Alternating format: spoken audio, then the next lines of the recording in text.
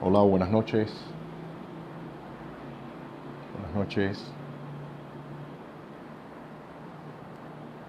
¿Qué tal? ¿Cómo andan? Por acá, para variar, con bastante calor, pero bueno. Buenas noches. Hola, Nancy, ¿cómo estás? ¿Qué tal? ¿Cómo estás? Un saludo. Nelson también. ¿Cómo están por allá? Armando, hola, ¿qué tal, Armando? Un saludo para ti. A Roberto también. A Carlos Pérez también. Jorge Olivera, hola, Jorge, ¿cómo estás, Olivera? ¿Qué tal? Silvia también. Rafael, ¿qué tal? Hola, Ayler, buenas noches. Caraballo también, buenas noches. Pedro Remón, buenas noches, ¿qué tal? Lourdes, ¿qué tal? Un saludo para ti también. Néstor, bueno, a Claudio ya lo tengo por acá también conectado. Pedro, hola, buenas noches. Ernesto Torres también. Frank, ¿qué tal? ¿Cómo estás? Roxilene, hola, buenas noches, ¿qué tal? A ver si la cámara endereza un poquito. Disculpen el movimiento. Ya, ahí está. Gilberto, buenas noches. Ana María, buenas noches, ¿qué tal? ¿Cómo estás? Michelle también.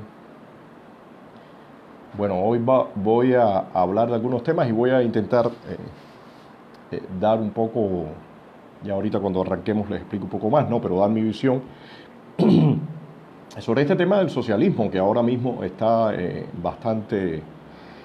está generando bastante polémica a nivel global y sobre todo en Estados Unidos y de cara a la campaña presidencial, ¿no?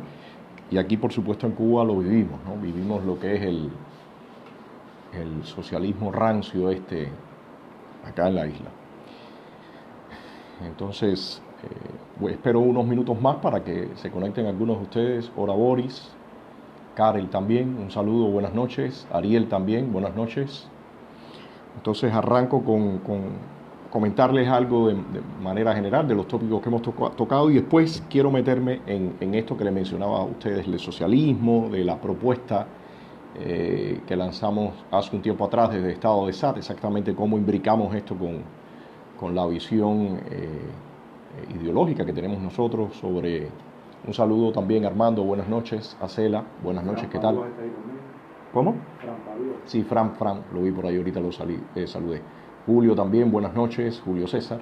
Entonces les decía, después para saltar a todo lo que es la propuesta de Estado de SATS, y de ahí un poco mezclar con la Constitución del 40, que ha habido bastante polémica con el tema de la Constitución del 40. Es muy bueno porque dice Ariel Star. Sería bueno dar más detalles sobre la Constitución del 40, Sí, pues en el exactamente. exilio aún muchos piensan que Sí, es la solución busqué para un Cuba. poco, o sea, escribí aquí algunas de mis posiciones con respecto a eso, busqué algunos datos y me parece que va a ser interesante mezclar la propuesta que tenemos nosotros desde Estado de SAT con el tema Henry, buenas noches, también Joel Ortega, con lo de la Constitución del 40, ¿no? Yo creo que todo esto es una buena discusión y eso a la vez lo tengo en lo que voy a presentarles a ustedes mezclado con el tema del socialismo. Ya en algunos momentos he comentado que la Constitución del 40 tiene varios rasgos afines con la visión socialista y entonces quiero detallar todo eso, ¿no? Quiero poner todos esos puntos acá, vamos a ver qué tal nos va porque de alguna forma esta interacción no tiene muchísimos recursos para uno usar, pero bueno, de todas formas me parece que va a servir y sobre todo con la interacción de ustedes, ¿no? Y quizás si se quedan más temas y más cosas por discutir y por interactuar, nos vamos a otro segundo live en los próximos días y hablamos sobre ese tema. Entonces, bueno, para empezar, sí quiero mencionar, bueno, la parte que es básica, que tenemos que decir con obligatoriedad, ¿no? Y es lo que ha venido pasando en estos días con Xiomara de las Mercedes, la presa, dama de blanco y activista Lumpacu también, que ya le dieron la libertad, como ustedes muchos saben, la licencia extrapenal. Todavía está mal, todavía está malita ella, no está bien de salud. Sin embargo, sí hemos visto, y todos lo habrán podido notar en dos, tres fotos, que por lo menos los ojos, buenas noches Gladys, buenas noches Elena, por lo menos los ojos los tiene un poquitico más abiertos, un poquitico con más vida. Hoy Berta Soler estuvo por acá haciéndonos la visita con Ángel Moya, estuvimos hablando sobre el estado de salud de Xiomara y bueno, parece que vamos a ver si se va recuperando, vamos a ver qué va pasando con todo esto. Oye, un momentico, quería decir que Sí. Giovanni Fernández Guzmán dice: hola Rodríguez, un saludo desde Arroyo Naranjo, de parte de Roberto Ferrer y él mismo. Un saludar a Roberto. Buenas noches. Un saludo también a Roberto y un saludo a él también. Son colegas de trabajo acá de la oposición. Entonces, bueno, les comentaba la situación de Xiomara. Mañana, recuerden, mañana de 7 a 9 de la noche vamos a realizar el tuitazo que estamos haciendo todos los miércoles para mover bastante. Buenas noches, Eduardo. Buenas noches, Acel, ¿cómo tú estás? Para mover toda esta situación de los presos y bueno, esperemos que siga tomando tracción toda esta campaña que estamos haciendo, que yo creo que hasta ahora ha ido logrando poner un poco buena visualidad a lo que está pasando y bueno, hay que seguir porque la situación de los presos es muy difícil. Hoy pusimos algunos audios de buenas noches, Aldo, ¿cómo estás? Ramón también. Hoy pusimos algunos audios de Silverio, Claudio editó algunos audios poniendo algunas denuncias. Buenas noches, Gilia, también, ¿cómo estás? Algunas denuncias de lo que está ocurriendo en la cárcel y como vemos la situación realmente es catastrófica. No medicamentos, incluso no transportación para los presos poder llevar a los hospitales. Toda esa situación va en detrimento y por eso les pedimos que continuemos en esta tarea de visualizar lo que está ocurriendo. Lamentablemente el caso de Xiomara, no hay otros casos tan graves, pero sí otros casos delicados de salud, como es el mismo caso de Silverio y otras personas. Buenas noches, José Luis, ¿cómo estás? Alain también, buenas noches. Hola Alejandro, ¿cómo van las cosas? Entonces eso es parte de lo que le quería comentar, ¿no? Mañana recuerden de 7 a 9, donde se pueda mover. Si no tienen Twitter, por favor muévanlo también acá en Facebook y donde se pueda mover para darle más visualización a esto que está pasando. Entonces ya para entrar en materias quería empezar a explicarles cuáles son los pasos que nosotros proponemos en un proceso de transición. Es un programa que publicamos el 10 de octubre del año pasado, del año 2018. Saludos Mercedes también para ti. Un programa que se publicó el 10 de octubre. Hemos hecho algunos materiales audiovisuales, pero el texto escrito, que como hemos explicado es un texto vivo, no es un texto estático, porque definitivamente cualquier texto que pretenda acompañar un proceso de transición tiene que ir evolucionando y adaptándose a la realidad que estamos viviendo, al momento que se va a vivir durante ese proceso de transición. Y en ese sentido, el texto que se publicó es un texto vivo.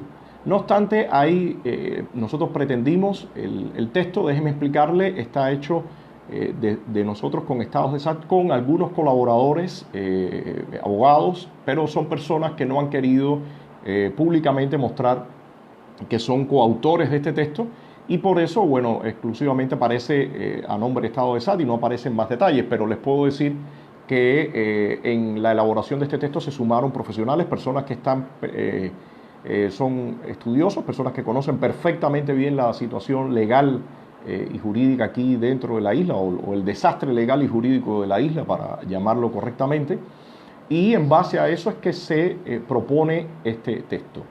Yo quisiera comentarles algo, ¿no? Porque me parece que para un poco entender de qué se trata el razonamiento para escribir este texto, ¿cuál es? Muchas veces se dice, no, lo que hay que hacer en la transición es inmediatamente, por ejemplo, restituir la Constitución del 40, quitar el Código Penal que está ahora vigente y poner el Código Penal anterior, o sea, cosas así de este tipo. Y hay algo que yo quiero un poco hacer el ejercicio con ustedes, ¿no? ¿Cómo se vive un proceso de transición? Los procesos de transición no son procesos que usted se acuesta hoy por la noche con un escenario y amanece al otro día con un escenario completamente distinto donde usted puede variar y mover todo y sencillamente arranca y existe un nuevo país. O sea, ese cambio mágico no existe. Cualquier tipo de transición es un proceso que tiene implicaciones que van desde todo lo que es la situación humana, social, política, económica, todo lo que el régimen anterior ha instaurado, cómo vas a desmontar eso, cómo vas a transitar con eso para que el país también no se convierta en un caos. Yo les puedo comentar a ustedes que hay experiencias realmente, o sea, como ustedes saben también, muy exitosas, pero hay experiencias extremadamente catastróficas. Y hace unos años estuve leyendo un texto, quizás lo puedo buscar para los que les interese, sobre la transición del sistema legal y judicial en Libia. Y en el texto mencionaban que una de las primeras acciones que hicieron fue apresar absolutamente a todas las personas que tenían que ver con los jueces, fiscales, todo el mundo. Todo el sistema, todo el mundo fue a la cárcel. Y aquello se convirtió definitivamente en un desastre.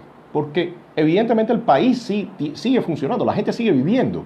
La gente se pelea en la calle, aquel otro asalta al otro, aquel le da una puñalada, aquel otro, hay alguien que roba con violencia, hay dos individuos que tienen un altercado en la calle. O sea, todas estas cosas siguen pasando. Y si usted de momento desmantela todo aquello, el país se le convierte en un cuello de botella. Y fue lo que ocurrió en ese caso. Entonces, cuando uno va a analizar cómo enfrentarse a un proceso de transición, primero tiene que entender bien cuáles son las dinámicas que están ocurriendo en ese país previo a ese momento de transición. Porque de entrada, por ejemplo, los mismos jueces, las personas que están manteniendo el orden interior, o sea, toda la dinámica que se da dentro del país, usted puede eliminar sectores, y de hecho es obligado eliminar ciertos sectores que pertenecen al régimen anterior, y eso lo explicaremos acá, que definitivamente si se mantienen vivos no solamente no permiten que haya un tránsito a la democracia, sino que van a intentar retomar el poder, como ha pasado en varios casos. Entonces, todo este proceso tiene que estar bien anclado y bien planteado desde la posición actual que tenemos, y como les digo, contemplando también el capital humano que existe, y entonces irnos moviendo en la medida, con más velocidad o menos velocidad, en la medida que logremos mantener cierto orden en el país, que el país no se vaya al caos, que el país no se convierta en un estado totalmente fallido.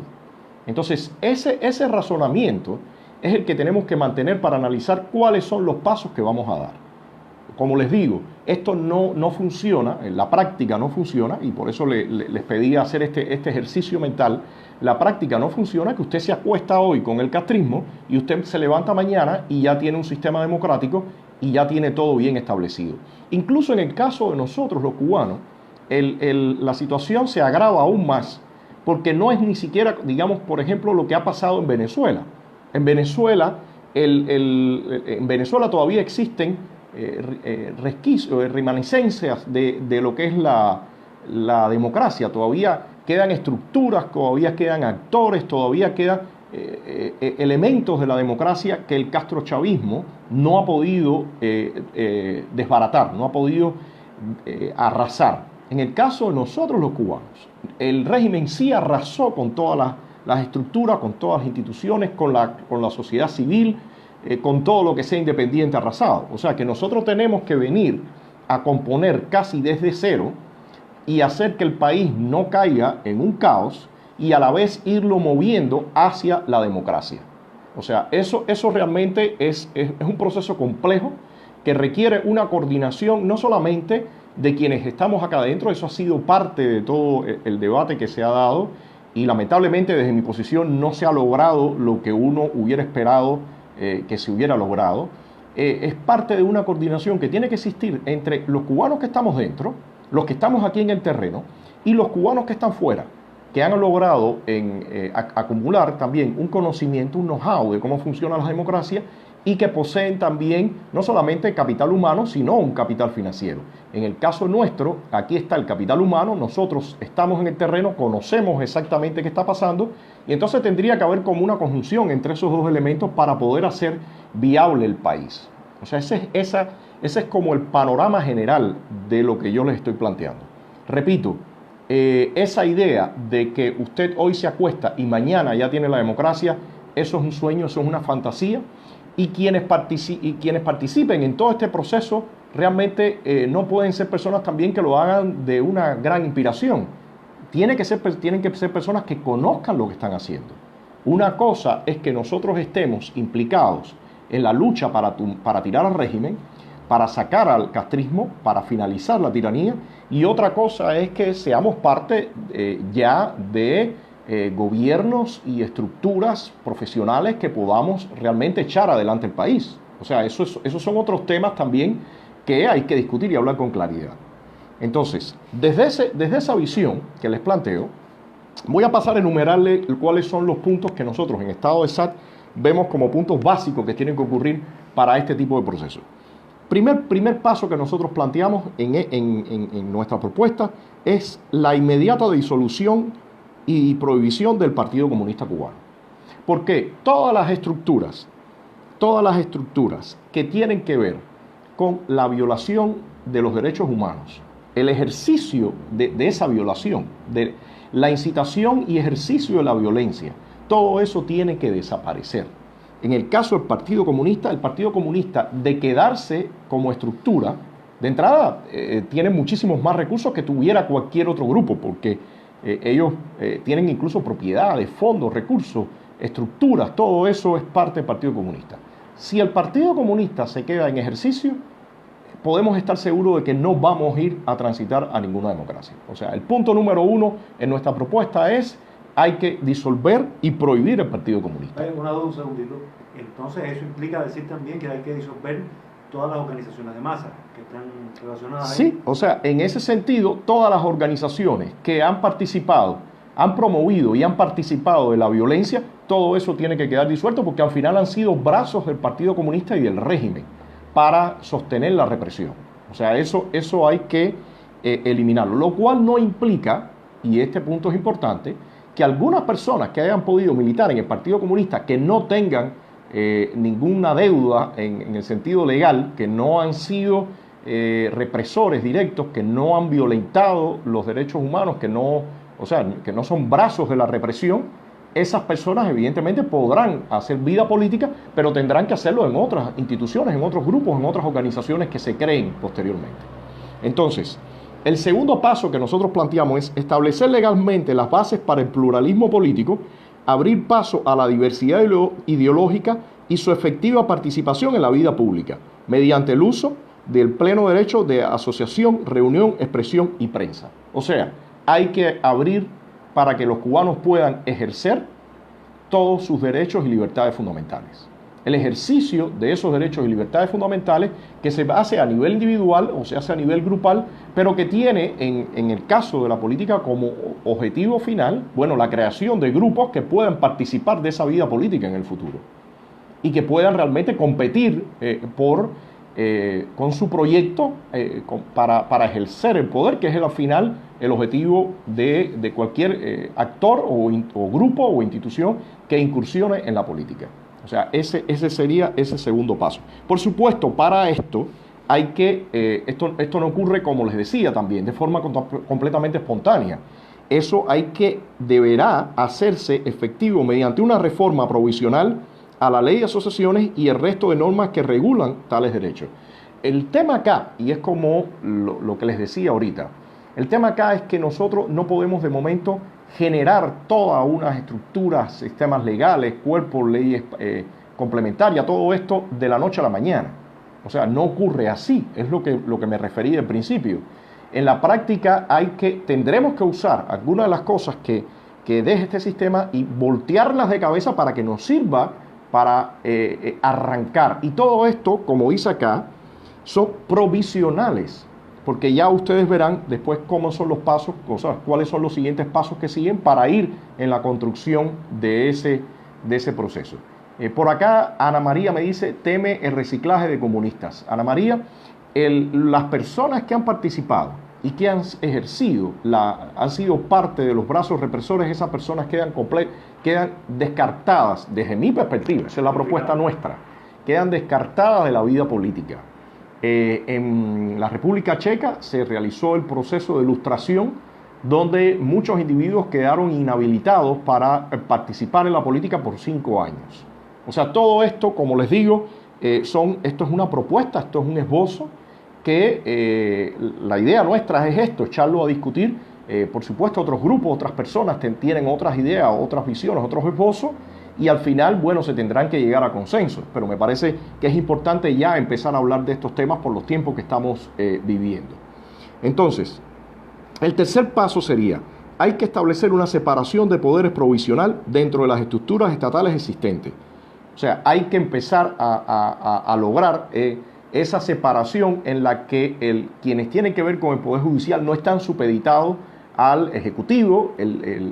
Si hay alguna institución que opere como Poder Legislativo también, el Ejército, por ejemplo, no responde a ningún partido, no responde a ningún grupo político. O sea, hay que inmediatamente establecer esa separación que existen en los países normales. Bueno, tenemos que establecerlo de inmediato para buscar la viabilidad y el funcionamiento del país. Entonces, uno de los puntos que mencionamos acá, que ya lo he dicho, no es posible en un momento inicial de transición crear instituciones completamente democráticas inexistentes. O sea, eso es algo que tenemos que tener muy claro. O sea, no ocurre, no existe la forma, no existe el mecanismo real, práctico, de lograr de un momento a otro crear todas las instituciones democráticas que existen en Estados Unidos o en Brasil o en Chile. No tenemos esa capacidad, no solamente por todo el entramado jurídico y legal, sino incluso por el capital humano. Hay que entender que muchas de las personas que han estado participando en este sistema no conocen exactamente cómo ocurren, cómo se manejan todos los mecanismos democráticos, cómo está institucionalizado el país. O sea, todo esto no se comprende. Entonces hay que ir en ese proceso poco a poco, porque a la vez, como les decía desde un principio, el país tiene que mantenerse funcionando. O sea, esto es fundamental. Entonces, hay un cuarto punto: profunda reestructuración del aparato militar, prohibir a militares en activo ocupar cargos públicos civiles, desmontaje y reemplazo de las fuerzas de seguridad del Estado, así como la remoción inmediata de todo aquel implicado en la violación de derechos humanos y represión. O sea, eso es un paso fundamental. No sé si quieres comentar algo, Claudio. No, aquí okay. Carlos Alejandro dice: entonces ya empezamos sin democracia, como tú dices, era prohibir el partido. Pero Ayler le dice: la democracia no implica reconocer una ideología fascista.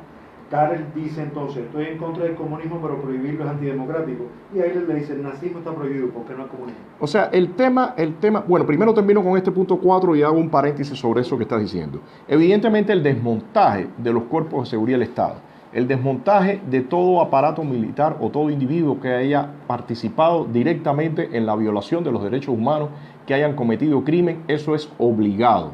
De lo contrario, eso es sencillamente dejar vivas estructuras y redes que después van a boicotear y van a acabar definitivamente con la democracia, o no van ni siquiera a permitir que se construya la democracia. Ese es un punto fundamental acá, ese punto 4. El punto 5 dice: instituir un gobierno de transición que tenga como propósito crear las condiciones necesarias para, mediante elecciones auténticas, ceder paso a un verdadero Estado democrático de derecho. O sea, hay que inmediatamente buscar la construcción de un gobierno de transición, que es precisamente eso, un gobierno que va a ayudar a mover el país, el escenario, desde el momento de la caída del régimen, de un punto A a un punto B, donde ya a partir del punto B sí empezamos a trabajar y a vivir en democracia. Ese proceso, ese trayecto no es un trayecto que cumple con todos los requisitos que lleva una democracia ya establecida. Y les decía, es evidente que no pasa de esa forma, porque o sea, hay que construirla en cuanto a capital humano, hay que construirla en cuanto estructuras, y hay que construirla en cuanto a dinámicas, que son todas las leyes que van a operar. O sea, este punto es extremadamente importante. Entonces, por eso aclaramos acá: la institución del gobierno provisional no es en sí mismo un verdadero acto democrático, y su creación no estará exenta de alguna arbitrariedad, pero su espíritu debe ser el desmontaje del totalitarismo. O sea, ese gobierno de transición, la función del gobierno de transición es llevar al país de esa caída de la tiranía a que ocurra un proceso de elecciones libres para ya instaurar la democracia. O sea, para que se establezca ya objetivamente la democracia. Entonces, ese es el punto, y va a depender mucho, y acá lo explicamos, de cómo puede suceder, o sea, dice, las fuerzas y origen del cambio jugarán un rol fundamental, o sea, quienes ocupen o quienes estén presentes en ese gobierno de transición tienen que ver, va a tener mucho que ver quienes estén presentes ahí con cómo ocurre el proceso en sí, cómo ocurre la caída de la tiranía. Por ejemplo, puede suceder una implosión, presión masiva de sectores sociales que desemboque en una crisis que derribe el poder, negociaciones bilaterales entre un sector de la sociedad civil y sectores que se desmarquen de la élite en algún momento, que le den un golpe a esa élite, profundas reformas del sistema, que eso evidentemente hasta ahora no ha pasado ni luce que va a pasar, un golpe que se den entre ellos mismos, una toma del poder por una facción interna o un grupo dispuesto a luego entrar en un proceso de transformaciones rápidas. O sea, todas estas son variantes y hay muchas variantes que han ocurrido en distintos países. En el bloque comunista existen distintas experiencias de cómo ocurrió ese cambio. Y de alguna forma esa es la importancia de ver cuáles son los aciertos y desaciertos que se pueden cometer en cada uno de estos casos. Yo pienso que en el caso nuestro esto es parte de lo que tenemos. Entonces, suspender, el punto número 6, ese era el 5, el punto número 6, suspender en el ordenamiento jurídico, entre comillas, o sea, en esto que ellos tienen ahora manejando, que evidentemente viola todos los estándares internacionales, suspender todas las leyes o normas que violan, limitan o reprimen el ejercicio de derechos y libertades fundamentales. O sea, en ese momento, como les decía, como no existe un cuerpo legislativo, como no existe la posibilidad de crear todo ese entramado, una de las posibilidades que hay, y para nosotros las que pueden ser más efectivas, es bueno, de un golpe suspender todo ese y disolver todas esas leyes y ser reemplazados por normas que realmente cumplan con esos estándares internacionales. ¿Y cuál es la idea en ese sentido de, en muchos casos, usar esos elementos que tenemos, virarlos de cabeza, hacerles todas estas transformaciones y para que las propias personas que estuvieron operando, o sea, esos jueces, todas esas personas que estuvieron operando con ese entramado, bueno, sepan de qué se trata y entiendan por dónde, como se dice, por dónde van los tiros, ¿no? Por dónde va la línea. Porque de lo contrario, como les decía, si hay un vacío en esas transformaciones, si de momento el país pierde el orden, bueno, pues sencillamente nos podemos hundir en un caos, ¿no? De eso les digo, hay mucha experiencia. El caso de Libia que les mencionaba es un caso que realmente ha tenido muchísimos problemas en todo este proceso de transición. Hay otros casos mucho más exitosos, el de la República Checa es uno de ellos, ¿no? Rumanía pasó por un momento realmente difícil. Después uno de los propios individuos que eran del Partido Comunista, que era Iliescu, sí fue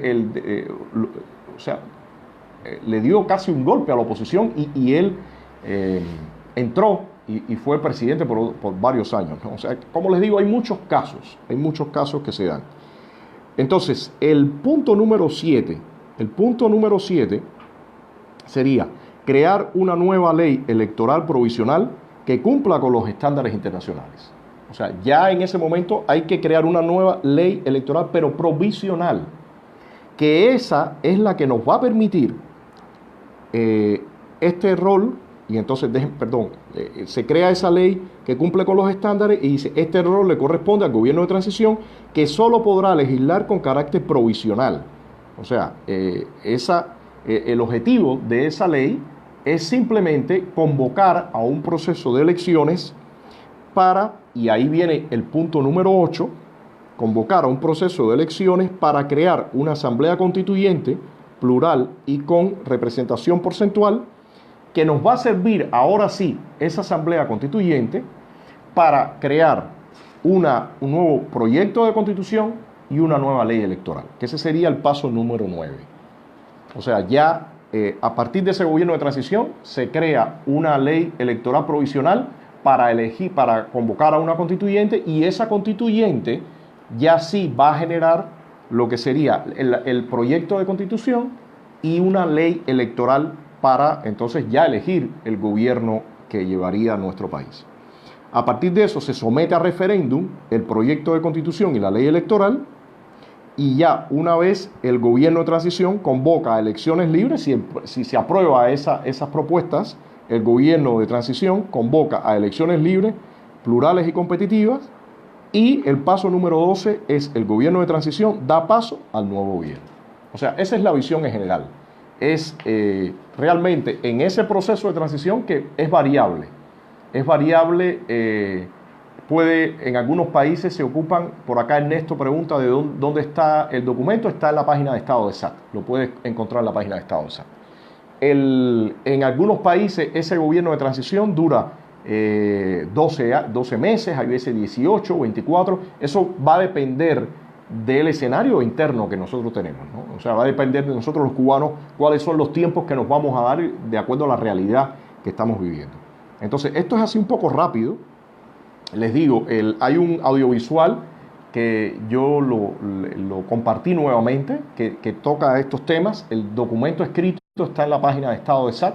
Voy a recompartirlo de nuevo para que quien quiera leerlo lo vea. Y por supuesto nos envíen sus comentarios, sus sugerencias, su visión.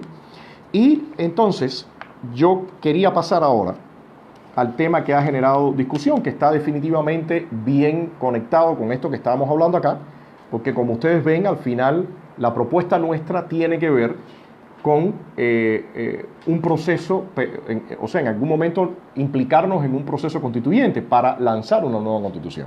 Yo tengo una duda ahí. Sí. En ese gobierno de transición se aceptarán también grupos o personalidades del exilio. Eso va a depender, como se dijo en un primer momento, de cómo ocurre el escenario. O sea, va a depender de cómo ocurre el escenario, cuál es la dinámica que se da.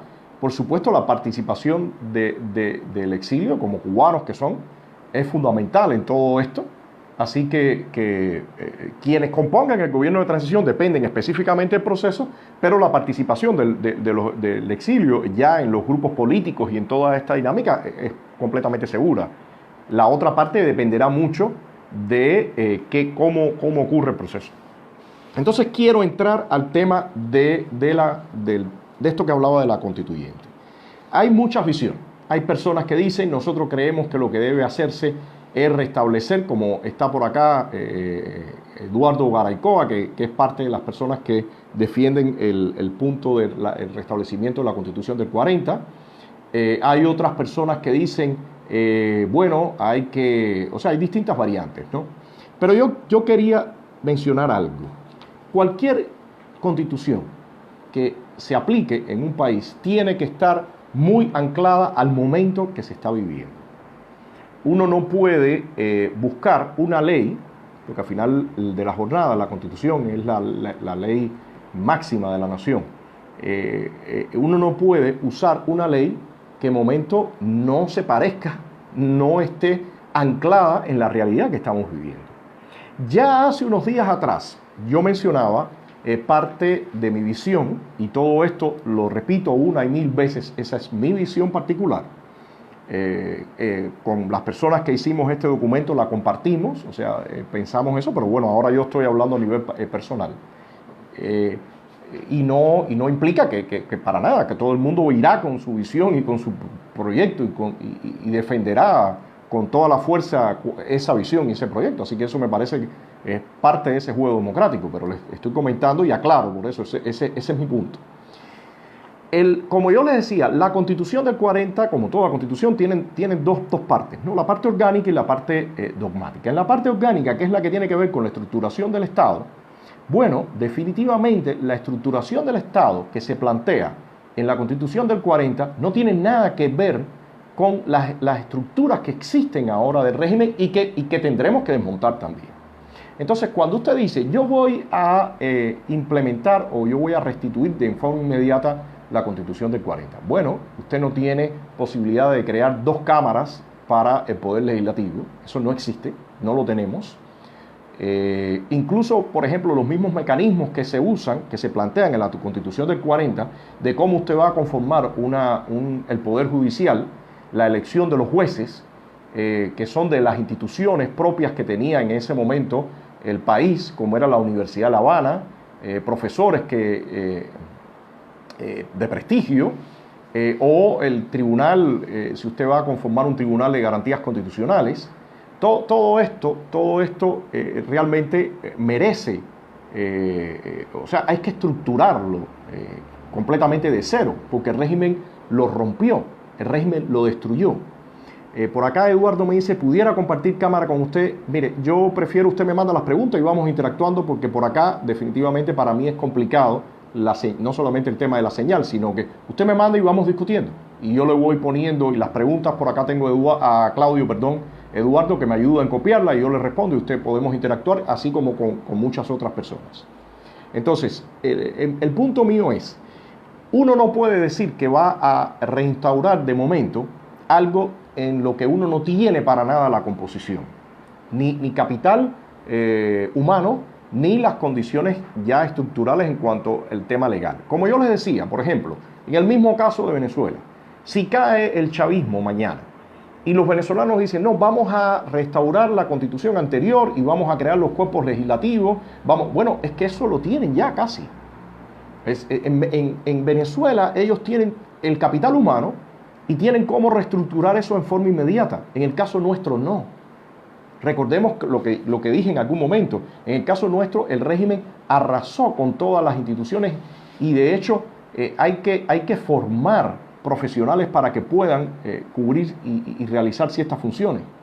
Entonces, en ese sentido, la parte orgánica de la Constitución del 40 es inaplicable completamente. Yo los otros días veía que de hecho alguien de los que comparten el tema de la Constitución del 40 me mandó una conferencia del doctor Luzárraga, que hay varios puntos en los que él mencionaba, una conferencia que dio en Miami, creo que como en 2014 por ahí, y él mencionaba que en algunos puntos la imposibilidad de aplicar la Constitución del 40, y aunque él después defendía y decía que él sí creía que podía aplicarse. Pero en esta parte, como yo les mencionaba, no es posible, en la parte orgánica. Ahora, la parte dogmática de la Constitución del 40. Y en ese sentido, yo quiero mencionar algo brevemente. Cuando se construye, cuando se redacta y se aprueba la Constitución del 40, que fue en el año 40, hay que entender el escenario en que se realiza. Estamos hablando del inicio de la guerra, estamos hablando de unos años después de la crisis, de la gran crisis que hubo en Estados Unidos. Estamos hablando que Roosevelt está en el poder, donde lanzaron su New Deal, que fue principalmente la tremenda intervención del Estado para tratar de reanimar toda la economía. Y toda esa visión está definitivamente la visión de Keynes prevaleciendo, no es la visión en la que prevalece el Estado, no es la visión de los liberales clásicos como Hayek, en la que planteaba que tenía que darse libertad a los mercados total. Keynes no veía eso mismo y era en esa época lo que estaba prevaleciendo.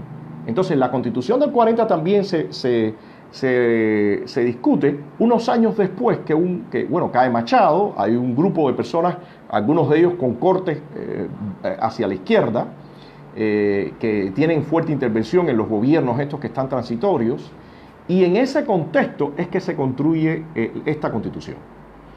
Si nosotros leemos los libros, yo de hecho tengo por acá un excelente libro que es una compilación de Néstor Carbonell Cortina, es una compilación de todas las discusiones que se dieron, y a mí por lo menos algunas discusiones magníficas, pero es evidente la participación de varios actores en todo este proceso que tenían la visión, una visión más bien socialdemócrata o hacia la izquierda, y la visión liberal no fue en muchos puntos la que prevaleció.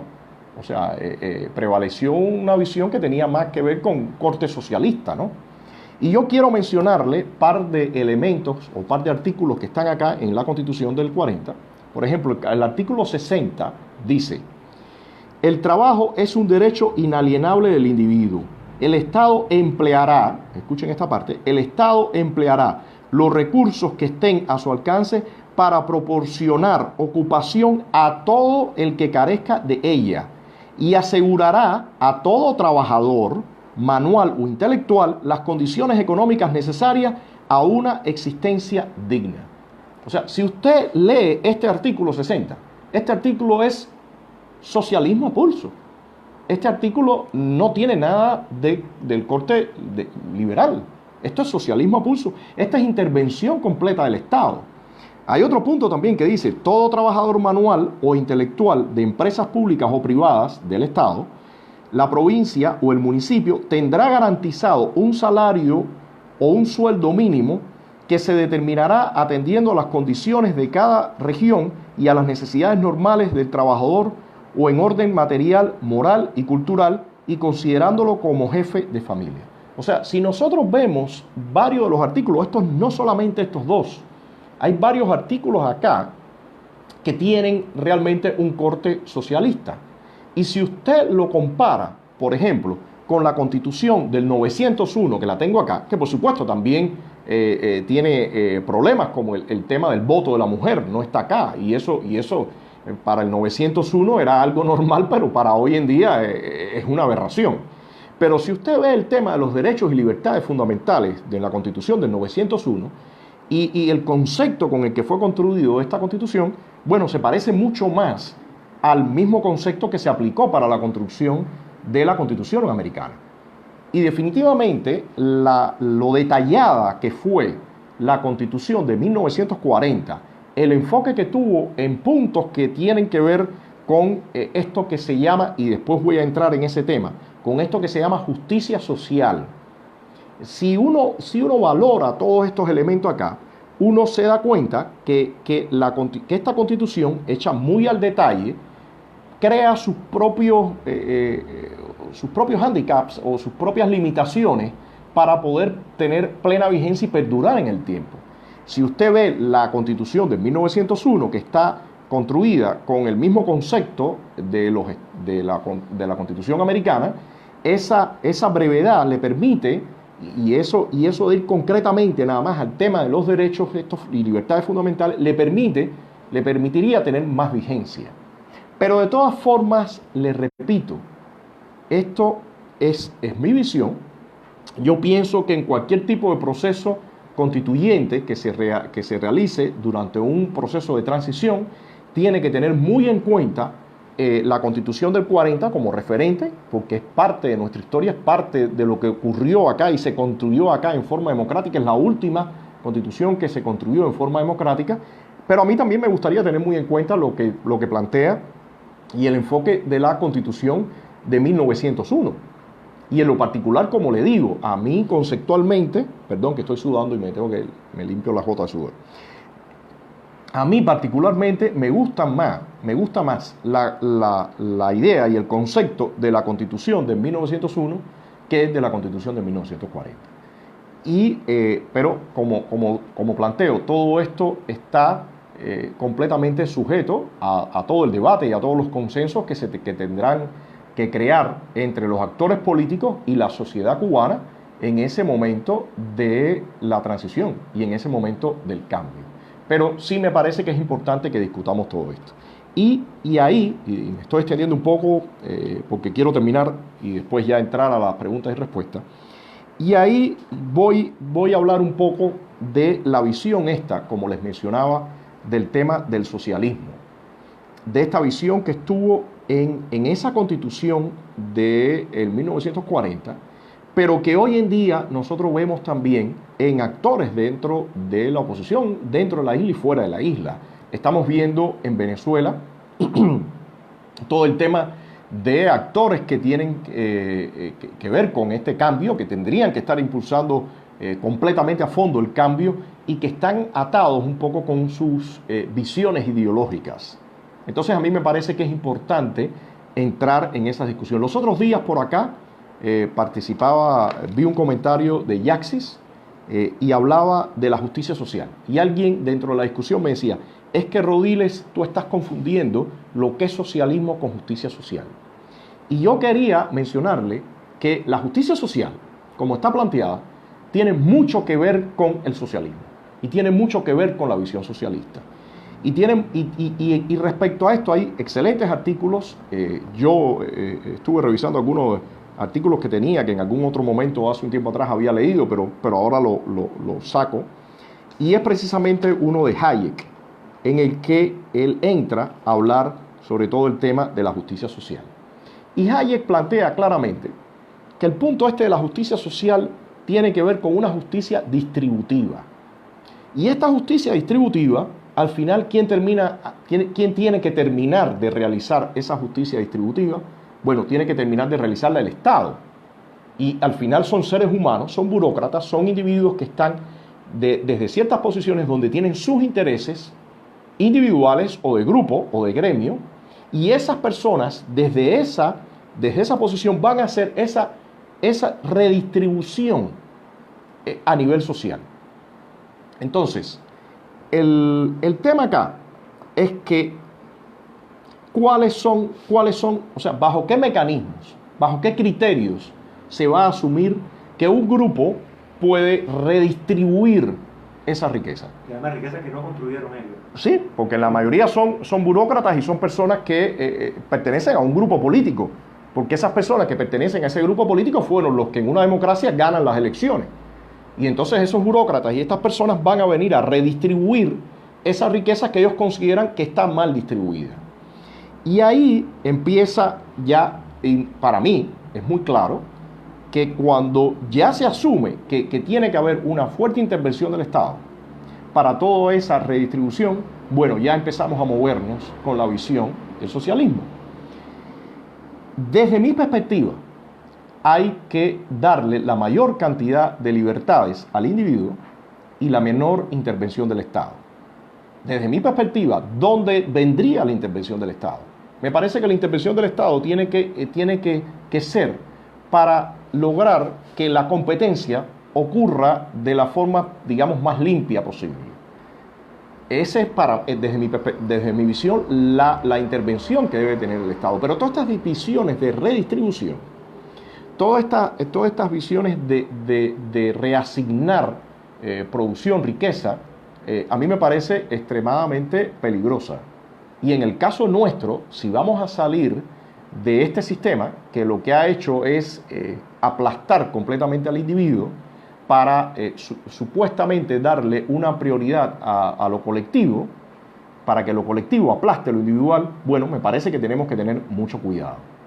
Y en ese sentido, bueno, yo creo que voy a parar ya para hacer algunas preguntas, quizás en el próximo, en la propia discusión voy a entrar con los otros temas que quería mencionar, de cuál es realmente, por qué, en qué estriba conceptualmente, en los fundamentos, las limitaciones que tiene toda la visión colectivista, que yo la ato mucho a la visión socialista. Para mí colectivismo y socialismo están completamente ligadas y coincido con varios criterios que me estaba leyendo acá en un libro de von Mises, que hace realmente este enlace entre el colectivismo y el socialismo. Yo diría que hay, para mí, hay algunos autores como es Mises, como es Hayek, como es Freeman, son personas que en este siglo tienen una visión muy clara, y todo eso también lo voy a atar, y ahora cuando comience a responder las preguntas y los comentarios, con una parte que se ha desarrollado en los últimos tiempos en la física, en la ciencia, que se llama teoría de los sistemas complejos, que habla sobre todo de sistemas que tienen la interrelación de muchísimos elementos, o sea, un gran número de elementos, con lo que se llama en física con una gran cantidad de grados de libertad, y eso genera dinámicas realmente, por eso se llaman complejas, dinámicas que no es posible cubrirlas completamente ni determinarlas en detalles como se hace en la física newtoniana o en la física clásica, en la física mecanicista. Entonces, Claudio, déjame interactuar para poder contestar un poco. Bueno, Ariel Stark dice que en la Constitución de una Cuba futura no debe dejarse ninguna brecha que permita retroceder en materia de libertades. Karel Alejandro Ortiz dice hay que hacer una nueva Carta Magna, el mundo ha girado muchísimo desde entonces. Yo coincido también con él. Obviamente dice el crecimiento del individuo es la mayor justicia social.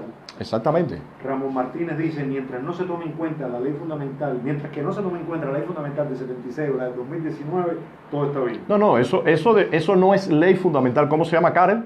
Karen Martínez. Karen, eso no es ley fundamental.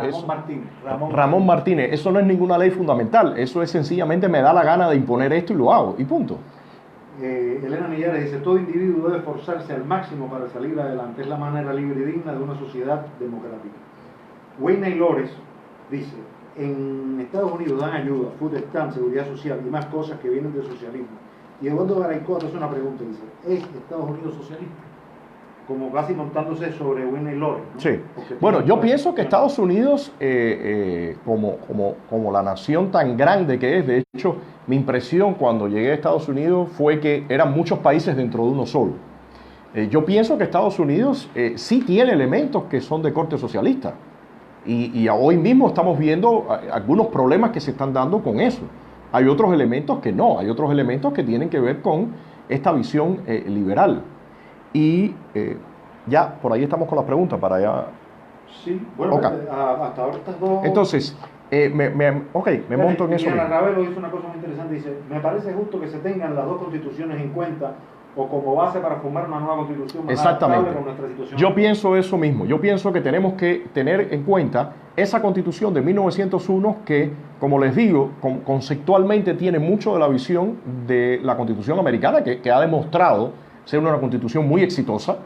Todos los años que llevan y están ahí funcionan a las mil maravillas. Y, por supuesto, la constitución del 40, que es la última constitución que se estableció acá en Cuba, hace ya 80 años, no hace poco tiempo, hace 80 años. De hecho, hubo artículos que nunca llegaron a operar y en el corto tiempo se truncó su establecimiento o su función. Y esa constitución del 40 también. Yo pienso que estos dos son elementos fundamentales, guías para el establecimiento de una nueva constitución para nuestro país. Y por supuesto elementos que vienen ahora de la actualidad y elementos que hemos aprendido después de 60 años de castrismo. O sea, los cubanos, los que estamos dentro y los que están fuera, no, para nada como nación somos los mismos después de haber vivido 60 años de castrismo. Cuando uno lee en los debates o cuando uno lee en esa constitución del 40 algunos elementos que claramente, como en los que participó en la discusión Blas Roca, Marinelo, todos estos elementos, todos estos individuos que después fueron parte del castrismo, hoy en día uno no le aguantaría a esos individuos ni 2 minutos de discusión, por Dios, porque sabemos a qué llevó y de qué fueron parte ellos y esos elementos que ellos discutieron y que ellos defendieron, qué trajo por consecuencia. Entonces, me parece que estos puntos de retomar la Constitución del 1, la Constitución del 40, más todo lo que podamos agregar con la experiencia vivida, es lo que nos daría realmente una carta magna, una nueva Constitución que tampoco hay que pensar, porque definitivamente estamos saliendo de todo este proceso, que va a ser un documento que quedará por los siglos de los siglos. Hay que ver la realidad de cómo ocurre todo este proceso y ese es mi punto. O sea, tenemos que ser muy realistas, muy prácticos con que la reconstrucción del país, en todos los sentidos, en el sentido económico, en el sentido político, en el sentido social, va a conllevar cabezazos, va a conllevar aciertos, desaciertos, o sea, todo eso va a estar. Y por eso les decía que me parece que es fundamental que veamos la dinámica que tiene que tener esto y por lo menos para mí no tiene absolutamente sentido que alguien diga, bueno, se tiene que imponer esto y punto. Creo que la realidad está resultando mucho más compleja y va a ser también mucho más rica como para creer que nosotros tenemos que imponer algo y que con eso ya resolvimos todo el problema. Eso me parece demasiado simplista, ¿no? ¿Algo más, Claudio, por ahí? En lo que dijo Wayne Lores, que si en Estados Unidos se dan todas estas ayudas, los food stamps, etcétera, y la Rosa le responde, le dice, y se nos ha ido de las manos. Exactamente. Se ha convertido en costumbre y no en una ayuda de emergencia. Entonces, Ernesto Eduardo Dobarganes dice, el Estado tiene la obligación de garantizar la regulación, alicientes y la infraestructura. No, Eduardo, ahí yo tengo una visión diferente, o sea, en ese punto discrepamos y es normal. Yo pienso que, por supuesto, la infraestructura, parte de la infraestructura, pero tú sabes perfectamente bien que la construcción de la infraestructura ya incluso son mezclas entre empresas privadas y el Estado, o sea, todo esto es mucho más rico. De hecho, por ejemplo, incluso hay personas que plantean y hay propuestas que plantean que eso de que existan escuelas públicas realmente quita competitividad, que ellos prefieren establecer directamente a las familias, o en algunos casos que se necesite un bono para que las personas entonces cojan el tipo de escuela en la escuela que desean poner a sus hijos. O sea, hay muchas variantes en esto, y ustedes que viven en el mundo libre lo saben. Yo, gracias a Dios, que he podido también estar en el mundo libre, también lo sé, pero todo eso hay que transmitírselo al cubano. Pero la cantidad de variantes y el espectro que hay es grande, o sea, no es que exista una sola posibilidad. Y yo ahora quería un poco entrar en explicarles, vamos a ver si me aguantan, como se dice, esta muela, la visión que yo tengo con respecto a la construcción de la visión colectivista, muy atada a toda esta concepción marxista, de por qué o sea, cómo explicar eso, la inoperancia de eso, porque definitivamente esa visión o esa implementación siempre va a resultar inoperante. Y voy a empezar por decirle que toda esta visión colectivista parte de una visión o de una percepción de que primero, que está atado a la visión de los físicos, y me disculpan, trataré de ser lo más explicativo posible, a la visión de la física del siglo XVII, del siglo XVI, de Newton, ¿no? Donde planteaba que uno puede siempre determinar, si uno tiene el punto A, uno siempre puede encontrar qué va a pasar en el punto B.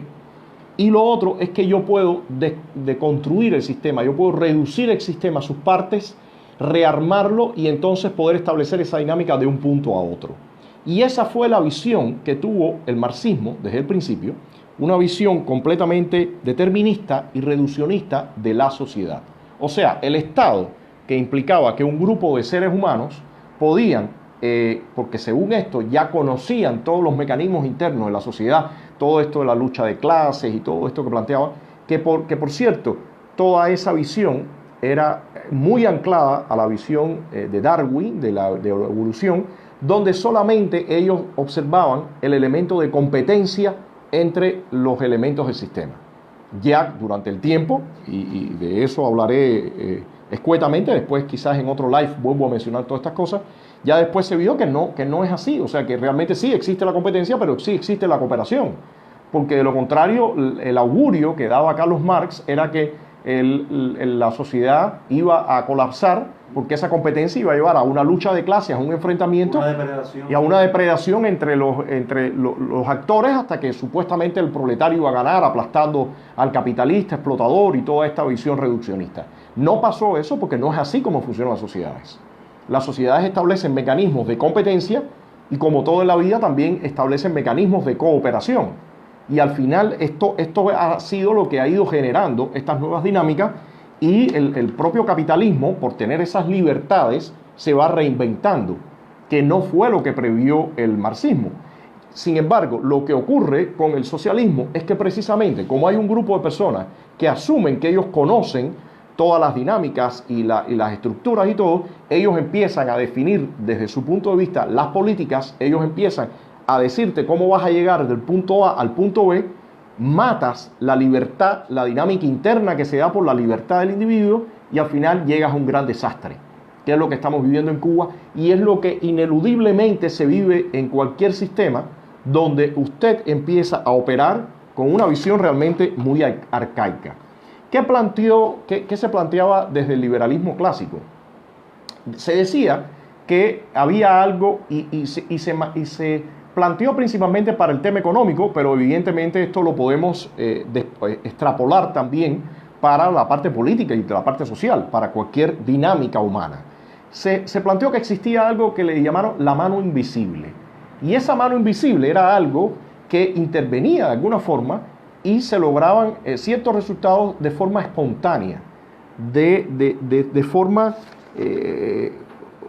o sea, no dirigida por los seres humanos, sino que ocurría como un autoordenamiento, una autorregulación. Entonces, esta visión de la mano invisible, al final ha resultado con el tiempo, porque lo hemos visto después, como le decía, en la teoría de sistemas complejos y todo, que era una intuición de algo, de una característica que tienen los sistemas complejos que se llama emergencia. ¿Y en qué consiste esta propiedad? Consiste en que cuando usted tiene distintos elementos y todos se pueden mover con toda su libertad posible, a partir de cierto momento existen propiedades nuevas que aparecen o propiedades que emergen, por eso el nombre de emergencia, que emergen a nivel de sistema, que no emergen como la suma de las partes, que era lo que creía la física newtoniana, la física mecanicista, sino que aparecen esas nuevas propiedades. Y esas nuevas propiedades que se ven como las dinámicas del mercado, pero que también ocurren con las dinámicas sociales.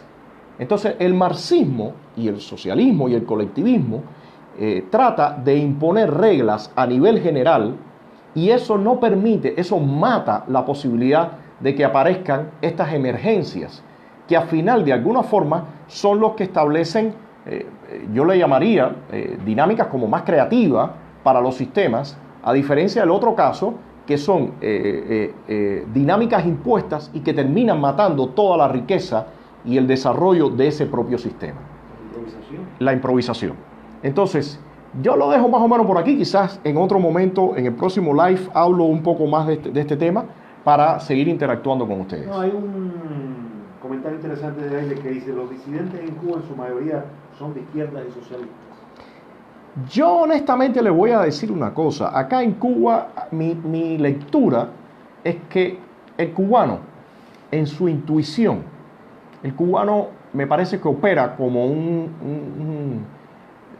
intrínsecamente tiene una visión liberal en el tema económico.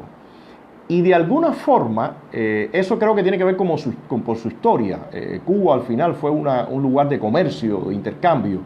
Y si nosotros vemos el transcurso de la República, que fue, bueno, primero, antes de que ocurriera la República, realmente había una clase media, había una clase criolla, había un dinamismo en la economía, había prosperidad en ese periodo. En relación con otros países que viéramos, donde quizás en otros países de América Latina no existían esas clases medias, no existían esos grupos sociales. Pero después en el tramo de la República, evidentemente en la economía nos fue mucho mejor que lo que nos fue en la política. Porque me parece que intuitivamente en el tema económico somos mejores que en el tema político. Si uno ve políticamente lo que nos pasó, fuimos un poco dando cabezazos hasta que aparece este individuo que lamentablemente hoy nació, hace unos cuantos años ya, y hemos llegado a este punto. O sea que en el tema hoy en día del cubano, creo que en cuanto a ideología política no entiende mucho. Evidentemente hay un daño ocasionado por eso, pero su proyección desde mi perspectiva es enfocada en el tema de las libertades económicas. Me parece que por ahí se logra más contacto, se logra hablar más con el cubano. En la oposición no tengo duda que hay personas con corte completamente socialista, que de hecho lo dicen. Hay muchas personas que hablan de la justicia social, y es un término que llevan arriba hacia abajo. Por ahí hay quien habla de un término que yo no lo entiendo y me parece que es interesante discutirlo en otro live, de economía social de mercado. Para mí es una contradicción, porque eso de hablar de economía social de mercado implica que yo voy a establecer ciertas restricciones para que el mercado tenga una justicia social. O sea, como decía Hayek, para que alguien establezca una redistribución del mercado. Entonces ya no es un libre mercado. En ese sentido, sí pienso que hay muchas personas acá en la oposición, algunas personas que sí tienen una visión más hacia lo socialista en ese sentido. Yo en lo particular no. O sea, como ustedes se dan cuenta, mi visión a la que he llegado más por elementos de la física, que es mi profesión. Después, poco a poco, en las lecturas voy como se diría, calzando esa visión, pero mi visión tiene que ver mucho con la visión esta del liberalismo, que de hecho también en otro programa, porque son muchos temas, yo quisiera hablar un poco en algunos casos que se establece supuestamente cierta contradicción entre el liberalismo clásico y el conservadurismo, ¿no? A mí me parece que Reagan fue un caso en Estados Unidos, que fue presidente del país donde muchos de ustedes están viviendo ahora. Era un claro ejemplo que no había una contradicción entre esos conceptos del liberalismo clásico en cuanto a la posibilidad del ejercicio de las libertades en un Estado pequeño, derechos y libertades fundamentales, o sea, y libertades amplias para el individuo, y los ciertos puntos que tienen que ver con una moralidad, con una visión de la realidad. Porque hablando brevemente, y les digo, después podemos discutir de esto un poco más, como yo les mencionaba, en cualquier tipo de sistema se establece esos dos elementos que tienen que ver con la competencia y tienen que ver con la coordinación o la cooperación. Bueno, cuando usted habla de cooperación, usted habla de reglas que se establecen entre los individuos. Y en mi opinión está la competencia, pero las reglas se establecen de acuerdo a todo el background, con lo que vienen las sociedades en su historia. Y en ese sentido, yo veo perfectamente bien una imbricación entre todas estas libertades, pero en el tema que tiene que ver con la cooperación, veo perfectamente bien cómo encaja ciertos valores y cierta ética y cierta visión de las sociedades, que traen como aprendizaje de las sociedades, que tiene que ver con la visión de los conservadores. O sea que en ese punto yo no veo ninguna contradicción. Claudio. Iliana Ravelo dice que la Constitución puede ser sometida a cambios también. Sí, hablando de que se haga una nueva, todo el tiempo hay enmiendas y demás, ¿verdad? No, por supuesto, la Constitución, Iliana, como decíamos, nosotros tenemos que estar muy conscientes de en qué estado vamos a terminar.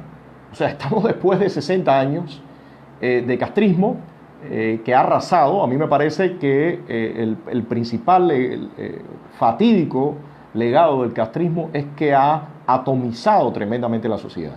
Y hoy mismo nosotros vemos hay veces un poco de, se me fue la palabra, un poco de dispersión, un poco de confusión, es la palabra, de los roles que tienen que jugar ciertos actores políticos, de qué nos toca hacer, cuál va a ser los papeles que van a jugar quienes están en las diásporas, los que estamos acá adentro. O sea, hay muchos puntos que evidentemente tienen confusión porque el régimen logró atomizar la sociedad cubana. Y eso es parte de un trabajo tremendo que vamos a tener que hacer. O sea, que no podemos pensar que nada de lo que hagamos en la reconstrucción va a ser como eterno. Evidentemente tenemos que ir por resultados parciales para ir reconstruyendo el país. Marco González dice, Estados Unidos tiene un sistema social que ayuda a todos y da oportunidades a todos. Nada que ver con el socialismo. No es lo mismo socialismo que programas sociales. Sandro Guerra dice, la miseria en socialismo y en Cuba es una política de Estado y un método de control. ¿Qué crees? Sandro, yo no creo que nada... Esa visión la he escuchado. Es cierto que cuando las personas están en miseria, los estados y los poderes pueden controlarlo. Pero yo pienso que al final la miseria es algo que viene aparejado con la desestructuración de la sociedad, con aplastar la iniciativa, aplastar el talento. O sea, al final estos sistemas colectivistas y totalitarios, sobre todo, porque el totalitarismo ya es como la fase superior de ese colectivismo, siempre van a romper la sociedad. Se convierten en muy efectivos en el control social, en lograr manipular, pero a la vez esa capacidad de control social rompe esta dinámica que yo les mencionaba a ustedes, no permite que existan esta autoorganización de los sistemas, no permiten que ocurra esta propiedad que le llamaba, que aparezca esta propiedad que le llamaba, que les mencionaba anteriormente, que se llama emergencia, y todo eso termina empobreciendo completamente la sociedad, no solamente en el tema económico, sino en todos los temas, en todos los elementos que tenemos. Entonces, me parece que sí se logra al final la miseria y ellos logran administrar esa miseria. Eso sí, ellos logran administrar la miseria para mantenerse en el poder, pero no creo que ellos expresamente busquen esa miseria. Eduardo Garaycoa dice, en su visión macroscópica de sistemas complejos, ¿ha considerado usted criterios de los cubanos? Cuba es una nación fallida, una nacionalidad fallida.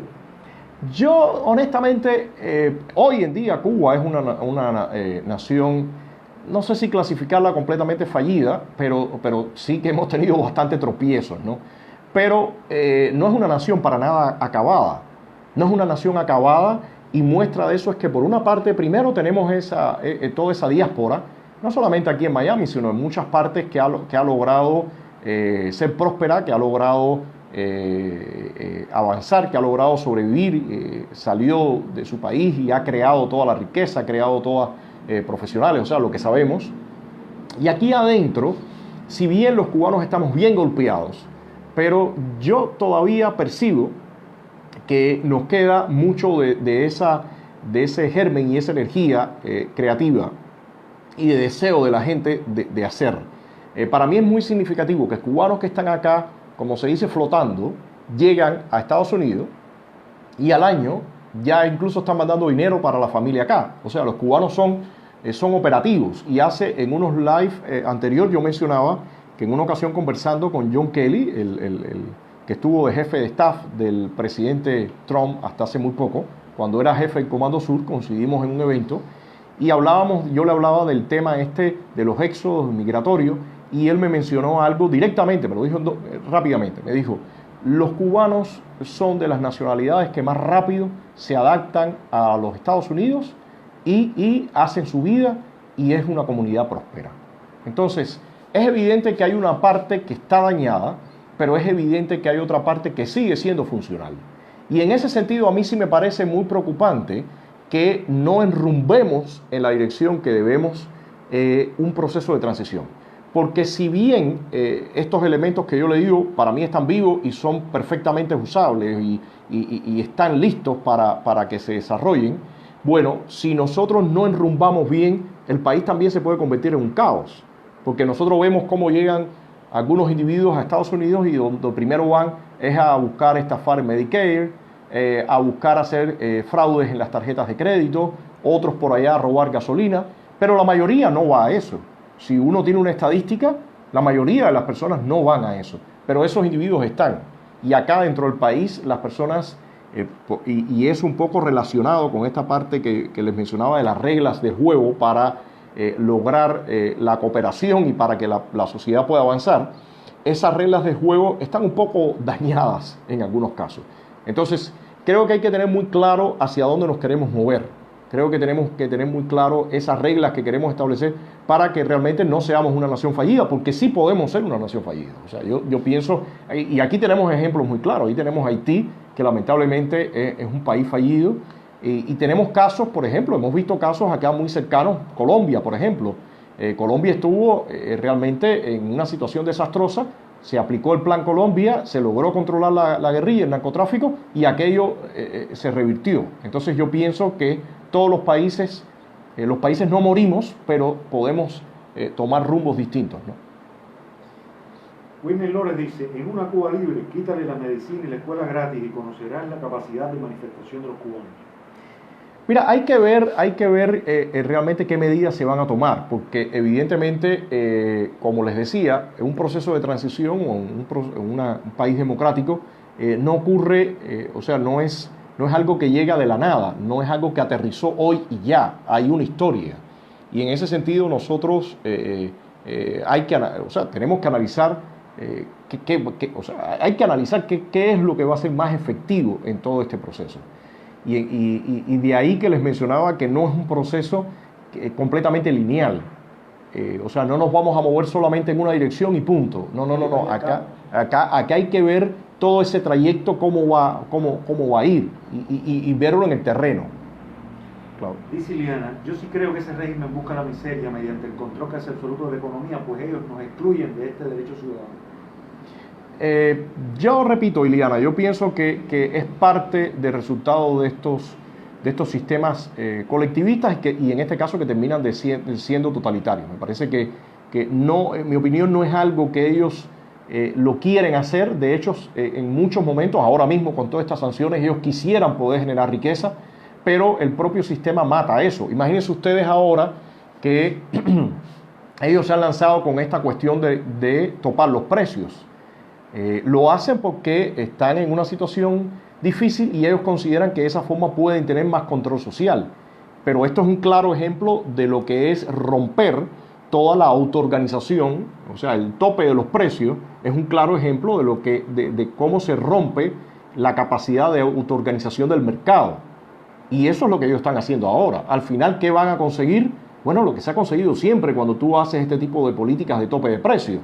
Sencillamente empieza a disminuir la producción y entonces la inflación se dispara y terminas logrando el objetivo contrario a lo que tú querías. Entonces, bueno, eso es lo que se predice, pero ellos evidentemente sacrifican el control social o sea, quieren mantener ese control social ante todo. Iliana Ravelo le contesta a Wendy Lores cuando dice lo de la medicina que quitar la medicina de escuela gratis. Las escuelas y la salud en Cuba no son gratis. No, para nada. Las escuelas y la salud, nada en Cuba es gratis. Absolutamente nos ha salido extremadamente caro. Si usted compara el salario medio cubano con el salario medio en Chile o con países que tenían estándares similares a los nuestros en los años 50, usted se va a dar cuenta que a los cubanos durante todo este periodo le han realmente confiscado en forma obligatoria el 95% de su salario. O sea que el precio que se está pagando o los impuestos que se pagan acá son los más caros del mundo para obtener servicios de la peor calidad en el mundo, porque hoy en día todos esos hospitales deberían ser cerrados por medidas, por situaciones de salubridad pésimas, ¿no? Armando Ajeda dice, la riqueza de una nación depende de la libertad de sus ciudadanos. No, sin dudas, esa es mi visión también. La riqueza en todos los sentidos, y lo repito porque muchas veces cuando se habla del tema del liberalismo clásico, se habla principalmente enfocado en el tema económico. Para mí las libertades y toda esta dinámica de la que estamos hablando, de la posibilidad de autoorganización, de esta capacidad de emergencia de nuevas propiedades, que para mí son sencillamente la riqueza de cómo se va moviendo el sistema, todo eso tiene que ver con la libertad. Y en ese sentido, por eso refería que lo que tiene que ver con controles y una visión colectivista, al final termina matando esa capacidad de individualidad que tiene el ser humano. Por cierto, ese término individuo es bien reciente. Muchos de ustedes supongo saben que o sea, el concepto de individuo es un concepto muy reciente cuando se asume que el ser humano no solamente tiene deberes, sino también tiene derechos, ¿no? Eso, y al final todo este pensamiento es lo que ha logrado dar un salto tremendo recientemente en la humanidad. Por acá, no sé si estará todavía, pero en un momento José Acel estuvo conectado y él es un amante ferviente de escribir sobre todos estos temas de la libertad. Entonces me parece que el tema de la libertad, entender cómo funciona la libertad en los distintos planos o niveles, no solamente en la parte que tiene que ver con lo económico, sino también en la parte que tiene que ver con lo político, que tiene que ver con lo social. O sea, eso es un elemento básico que para nosotros los cubanos, o sea, vamos a tener que revisar muchísimo después de todos estos 60 años. Sandro Guerra dice, cuando todos trabajan por $15 al mes, nada es gratis, el precio es la vida. Y Maylea Ledesma coincide, dice, la salud y la educación en Cuba se pagan bien caro, la salud se paga con la vida. Sí, por cierto. Sí. Por cierto, quiero hacerles notar algo. Mucho se habla del artículo que había escrito Martí sobre un ensayo de Herbert Spencer, el filósofo inglés. Y precisamente Herbert Spencer fue uno de los principales impulsores en ese siglo XIX sobre todo este tema, a concebir la sociedad como un organismo, sobre todo este tema de la complejidad. O sea, fueron de los precursores de esta visión de los sistemas complejos. Y a mí me parece realmente interesante que Martí se haya fijado en ese artículo donde habla del tema de las libertades y donde habla del tema del socialismo como mecanismos que terminaría ahogando esa dinámica social. O sea, a mí me parece interesante que Martí se haya fijado en este artículo de Herbert Spencer, que, como lo digo, es uno de los precursores de todo esta visión y estos temas de la complejidad después en el siglo XX, ¿no? Alejandro Montero dice, saludos Antonio, en tu opinión se implementará la ideología de género en Cuba. Hay algo sobre este tema de la ideología de género que yo lo he mencionado someramente, ¿no? Pero me parece interesante ahora poderlo mencionar. Yo realmente no entiendo y discrepo completamente, para nada me agradan toda esta subclasificación que se ha dado ahora de los seres humanos. Para mí, lo que debemos buscar es que se respeten los derechos y libertades fundamentales de todos los seres humanos y no que de momento empecemos nosotros a subclasificarnos en distintas categorías. Eso me parece realmente un retroceso, eso me parece que es ir hacia atrás en el tiempo. Hasta ahora los seres humanos me parece que lo que debemos buscar es ese respeto a esos derechos y libertades fundamentales de todos, y toda esta subclasificación realmente lo veo mucho más relacionado a agendas políticas que andan buscando ciertos intereses que realmente a permitir que se desarrollen todas estas posibilidades de las personas. Es lamentable que aquí mismo en Cuba ahora algunos de estos puntos estén entrando. Yo honestamente me crié hasta que, no sé, yo no recuerdo que nadie dijera aquí en Cuba hace unos cuantos años atrás que eran afrodescendientes.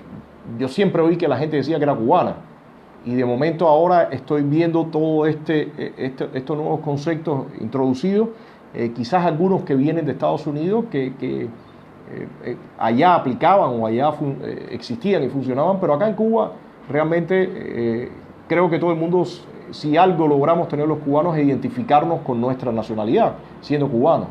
Pero bueno, como les decía, yo honestamente no comparto ese tipo de agenda.